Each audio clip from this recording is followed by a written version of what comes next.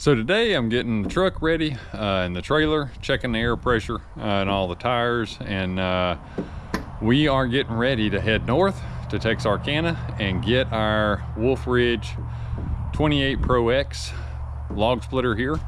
So it's been in for probably about the past 2 weeks, but due to the cold weather that we were experiencing down here, I didn't really get on the roads with it being icy or running into that thread of ice-covered road somewhere along the way, and then just with scheduling conflicts, the days that we would pick to go, something would come up and we just weren't able to go. So now I think both of our schedules are on track to pick this up here in a couple of days. So just really getting the truck ready and the trailer, getting them hitched up and be ready to leave out. And yeah, we're heading to Texarkana.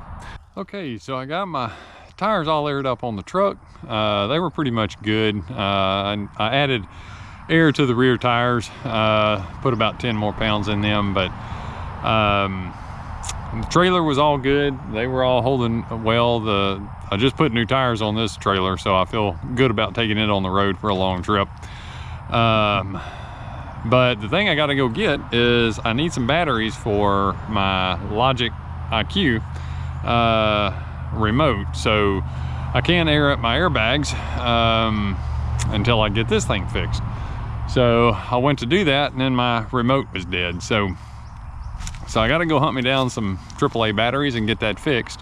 But back before we bought the fifth wheel, I did an upgrade to the truck where I could hopefully make things ride a little bit better, a little smoother. So I put the Logic IQ airbag system in, and I ended up buying the remote. You can't control this with a phone app, but the remote's just handy to have. I can clip it to the visor and adjust and see what the air pressure is without having to get on my phone. So so that's why I like having the remote.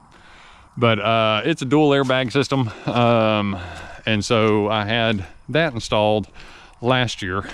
It's a dual airbag system on each side, and I think they're rated to go up to like 150 or 170 psi. I think you can run them down as low as about 20 psi. Normally, if I'm unhooked, I try to run them around 25 to 30. It seems to smooth out the ride a little bit, and really the max I've put on these things is roughly around 65 to 70 psi whenever I've got my gooseneck and some logs on the back. So haven't really had to run them higher than that. So the air compressor mounts right along the frame, and it's got a control board and stuff up there. Now the only thing about this system is there is no onboard tank, so it is not really made for like airing up your tires and stuff like that. So it's really just geared for your airbags on your truck and for hauling purposes. So one thing that I did add whenever they were doing the install is back by the license plate, they ran me 2 manual valves. So in the event that the air compressor is not working for some reason, then I can just take a regular pump and I can put air in, or I can let air out to get the bags where I need them to be. So that's nice to have, because I did have early on the circuit board go out in the compressor, and I couldn't get it to work any longer. So that was all replaced under warranty, and Logic, sent a new control board and they replaced that on the compressor, and I've been good. So yeah, so I'm gonna go find me some AAA batteries, and we're gonna get this remote hooked up and check out the bags and make sure we're ready to go. Well, good morning. It is about 5:30 in the morning, and I'm still waking up. So we've got about 4-hour drive. We're going to try to get out of here at 6 and make it up to Texarkana, hopefully around 10. And pick up the Wolf Ridge 28 Pro X and turn around, drive 4 hours back.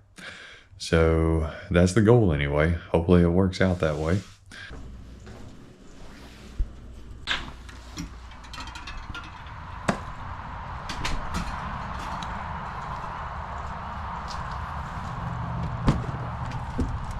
We're here in Texarkana.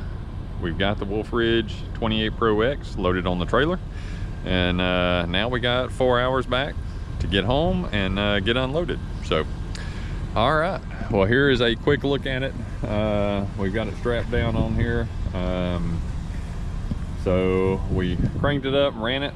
I just didn't get any video of us getting it loaded on the trailer.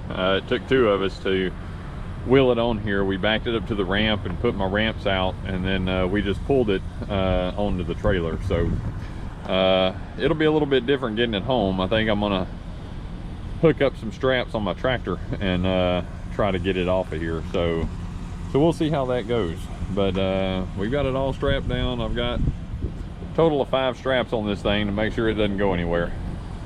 So we got another 4 hours on the road to get home, and that'll put us at a total of 8 hours driving time.